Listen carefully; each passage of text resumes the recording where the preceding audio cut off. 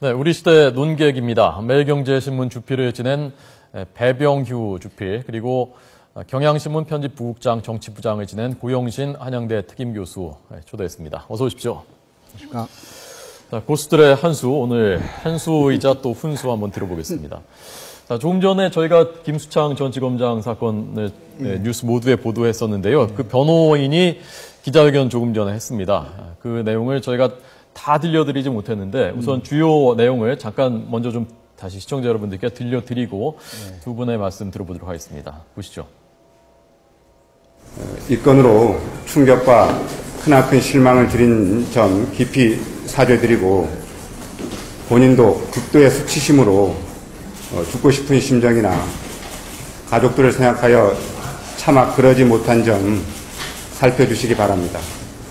경찰 수사 결과는 그대로 받아들이고 앞으로의 사법 절차도 성실히 따르겠습니다. 본인의 정신적 문제에 대해서도 전문가와 상의해서 적극적으로 치유하도록 하겠습니다. 라는 심경을 전달했습니다. 변호인은 김 전 검사장의 심신 상태를 보아가며 앞으로 진행될 사법 절차에 대처하도록 하겠습니다. 이상입니다. 네, 참 처음에는 잘 믿어지지가 않았고 또 믿고 싶지도 않기도 했고 그랬었던 사건인데요. 두 분은 어떻게 보셨습니까? 참 처참한 사건인데 그래도 난 뻥 뚫린 기분이네. 경찰 수사를 흔쾌히 수용하고 전문가와 상의해서 치료받겠습니다.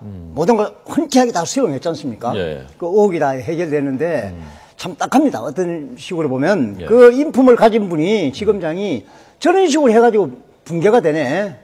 그 대신에 끝은 이제 개가 천선이 되리라는 그런 희망 하나 갖고 있지 않느냐 하는 생각을 하는데 저는 또 검찰 문제가 김수창 전 지검장 혼자 문제냐.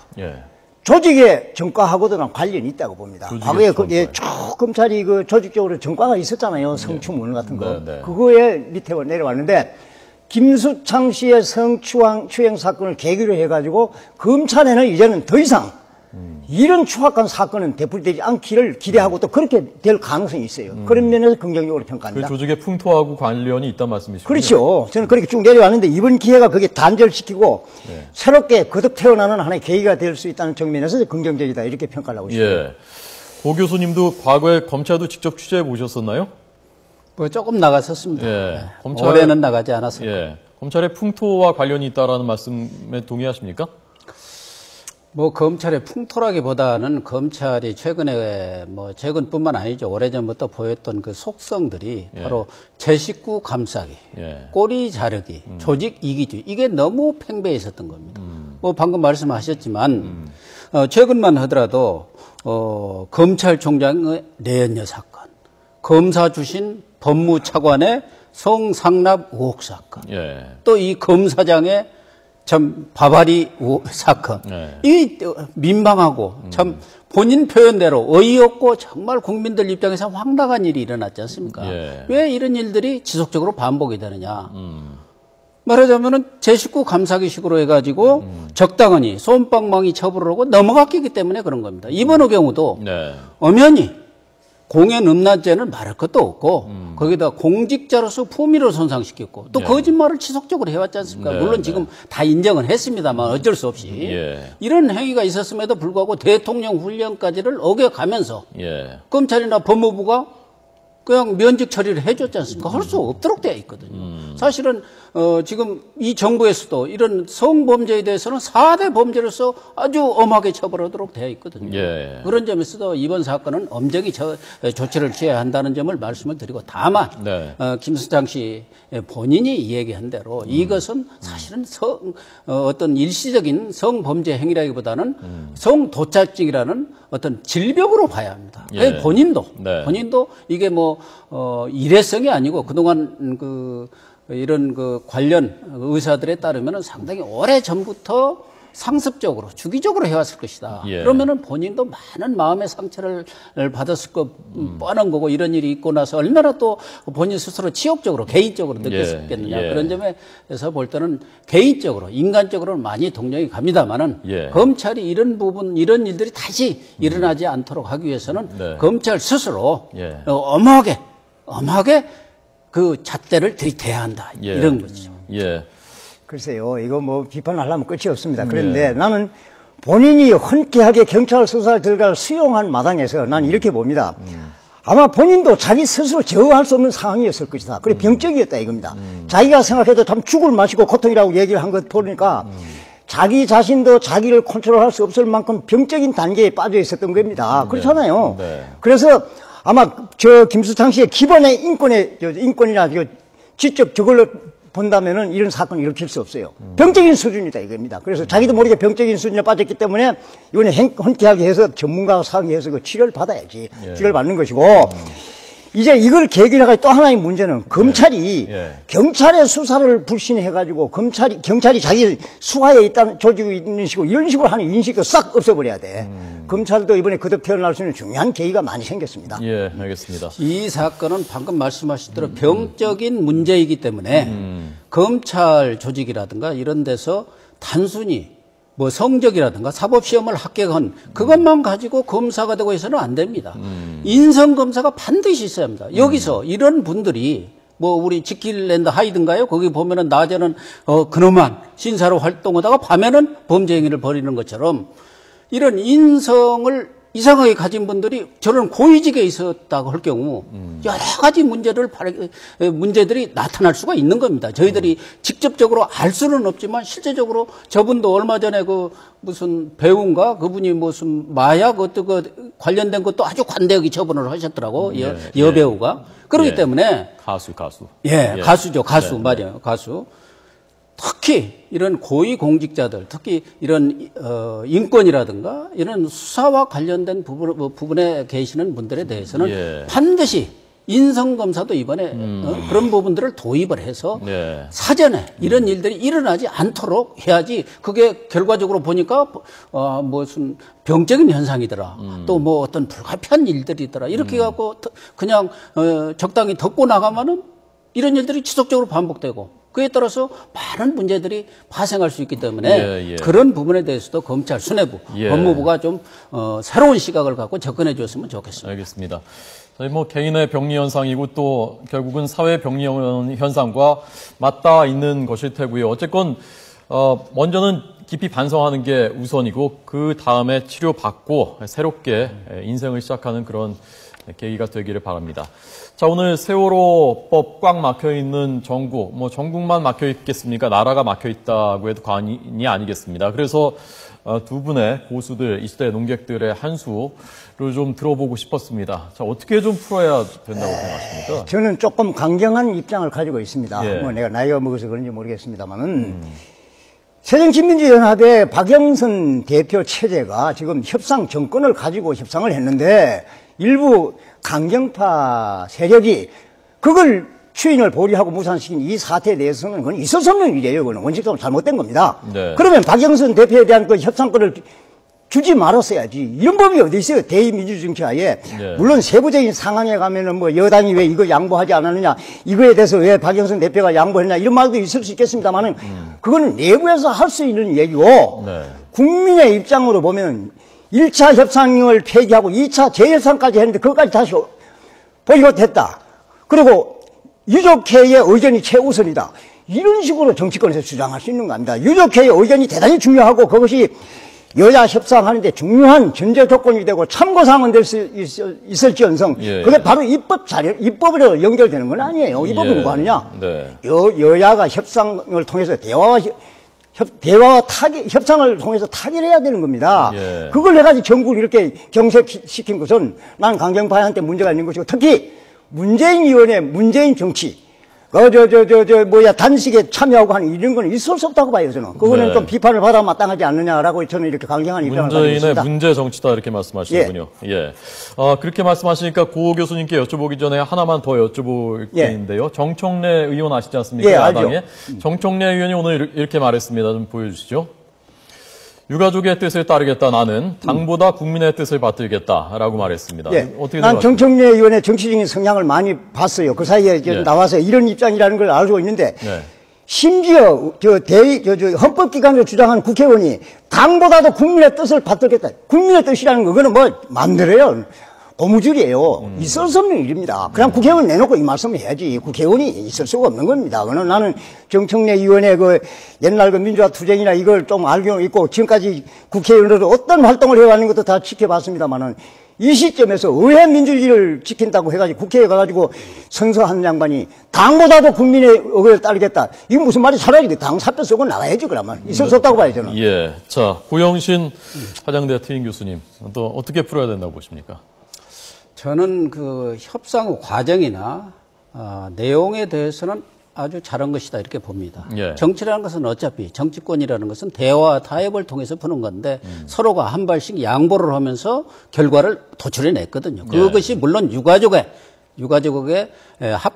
협조하냐 안 하냐 또 국민들의 눈높이에 맞느냐 안 맞느냐를 떠나서 우리 정치가 제대로 된 인자 협상과 타협을 통해서 정치 본연의 자세를 찾아가는구나. 그런 점에서 저는 상당히 이왕구 또 박영선 두 원내대표 그런 협상의 전반적인 그 프로세스랄까요? 과정은 아주 바람직하다. 예. 이런 생각을 갖습니다. 예.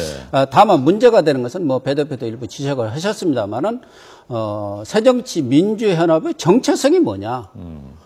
예를 들면은 세월호 유가족들을 대리하는 위치에 있는 거냐? 아니면 국민을 대표하는 정당이냐? 이 정체성을 분명히 해야 합니다. 만약 문재인 의원이나 이런 분들, 강경파들처럼 유가족을 대리한다고 하면 그러면은 유가족의 뜻을 받아가지고 그대로 협상을 해야죠. 그렇지 않고 유가족도 뜻도 받아들이고 또 다른 여러 국민들의 의사 또 정치적 상황을 고려해서 정치적 타협을 한다면 거기에 따라야 하는 겁니다. 그런데 그런 정체성이 아주 모호고 또 하나는 리더십의 문제거든요. 자기 대표를 뽑아서 보내놨으면은 그 결과에 대해서 수능을 해야죠.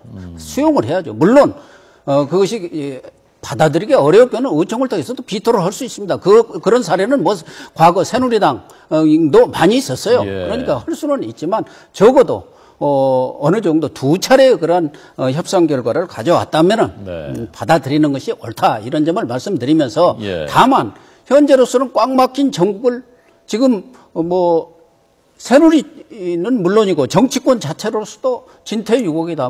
답답하다. 풀 방법이 없다고 하지만 지금으로서 할 수 있는 것은 예. 여권이 네. 좀 아량을 보이는 것이다. 예. 말하자면 대통령이 유가족들을 좀 만나줬으면 좋겠어요. 꼭 유가족을 만난다고 해서 어떤 안을 내놓을 필요는 없습니다. 예. 이번에 프란치스코 교황이 와서 한 게 뭡니까? 무슨 대책 내놓은 거 아니에요. 아픈 사람들, 상처받은 사람들, 한 있는 사람들의 마음을 위로하고 진무해주고 어루만져줬기 때문에 그 한이 풀리는 거거든요. 이분들도 마찬가지입니다. 정치권에 대해서 불신, 진정성이 없다 이거거든요. 그러니까 대통령도 만나서 좀 들어주고 또 지금 여야 합의안에 대해서도 성실하게 이행하고 거기에 대해서 정부도 적극 협조하겠다. 사실은 우리가 살아가면서 느끼는 것은 어떤 일이 억울한 일이 있고 답답한 일이 있을 때는 마음 터놓고 가서 하소연만 해도 반은 풀리거든요. 사실 그런 점에 대해서 대통령이 행정부 수반을 따라서 국가 원수입니다. 그렇기 때문에 어려운 사람들을 좀 만나서 위로해주고 보듬어주고 다독거려주면 그래도 뭔가 가족들도 뭔가 한 발 물러날 수 있는 여지가 있는 거 아닙니까? 그런데 지금 우리는 할 일이 없다. 이래버리면 할 필요가 없죠. 안 됩니다. 여당도 좀 나서서 설득에 나서야 합니다. 어쨌든 문제를 풀어야 나라가 굴러가게 생겼지 않습니까? 난 고 교수께서 대통령이 면담해야 된다고 주장하는 그 취지는 이해를 합니다. 취지는 이해하는데 지금 특별법 입법이 쟁점됐을 때 대통령이 개입하라고 얘기하는 것은 문제를 확대하자는 거고 문제를 누적시키자는 얘기입니다. 문재인 의원이 의총도 참석하지 않고 광화문에 단식 농성에 참여하면서 교황도 만나주는데 대통령을 왜 못 만나느냐, 유민 아빠를.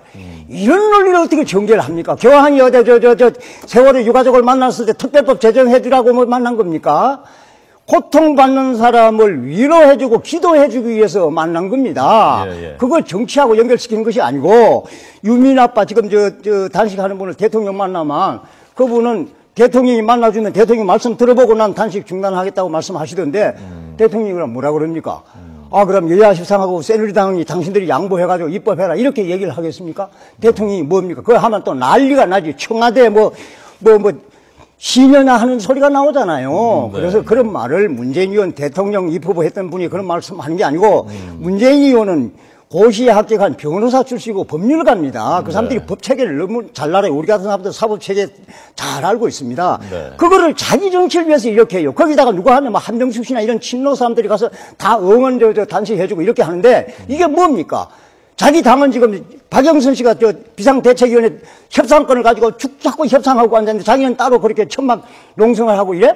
그건 국민들은 다 보여주잖아요. 그래서 나는 자기가 문재인 의원은 말이야. 난 새정치민주연합에서 새로운 당 하나 만들겠습니다 하는 그거나 마찬가지 아닙니까? 그래서 대단히 듣기 민망하실는지 모르겠습니다만 그런 식으로 정치하면 안 됩니다. 이거는 새정치민주당 내 주류로부터 비판을 받아야 돼요. 그러면 안 됩니다. 그거는. 예, 알겠습니다. 아니, 제가 그러니까 무슨 문재인 의원의 저를 야단치시는 거 아니, 죄송합니다. 제가 무슨 거고요. 네, 그 말씀에 대해서 무슨 건 아닙니다. 예. 문재인 의원의 행위에 대해서는 아주 부적절하다는 것에 대해서 저 동감을 합니다. 예.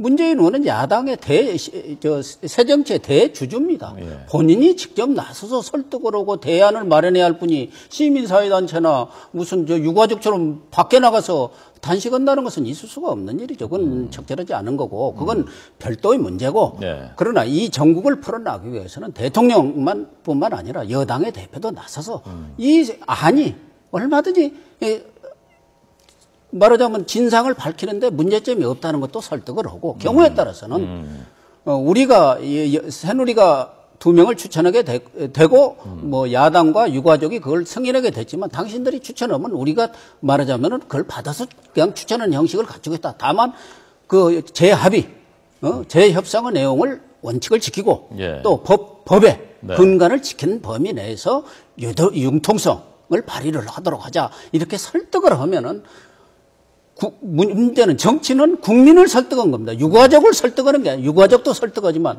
유가족이 반대할 것이 뻔한데 왜 만나느냐.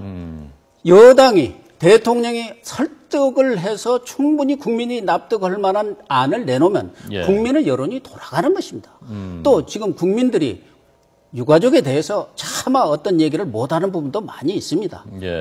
그러나 국민의 여론이 돌아가면은 유가족도 어쩔 수 없는 경우도 있어요. 그렇기 때문에 그냥 미리 애단해가지고 이럴 테니까 왜 만나느냐 이러면 안 됩니다. 대통령이 못 났으면은 김무성 대표도 있고 그 복심이라는 이재명 최고위원도 있고 좀 만나가지고 이렇게 우리가 해겠다. 절대 뭘 숨기고 정부가 숨기고 말 이유가 뭐가 있습니까? 그런 것들을 설득을 하면은 그래도 돌파구가 열린다 그런 얘기죠. 알겠습니다. 자, 두 분 말씀. 자, 여기까지 듣겠습니다. 그럴까요? 꼭 하시고 싶은 말씀 있으면 짧게. 이걸 하면 끝이 없는 건데, 유가족한테 굉장히 섭섭한 말씀이 됐는지 모르겠습니다만은, 대책위원회를 하면서 수사권과 기소권을, 그걸 넘겨달라는 건 있을 수 없습니다. 그걸 하다 보면 이만큼 문제가 있고 이야기가 이만큼 길어요. 나는 그거는 좀 철회해야 된다고 생각해요. 알겠습니다. 오늘 배병유, 고영신, 우리 시대의 논객 두 분에게 들었습니다. 두 분 잘 들었습니다. 고맙습니다.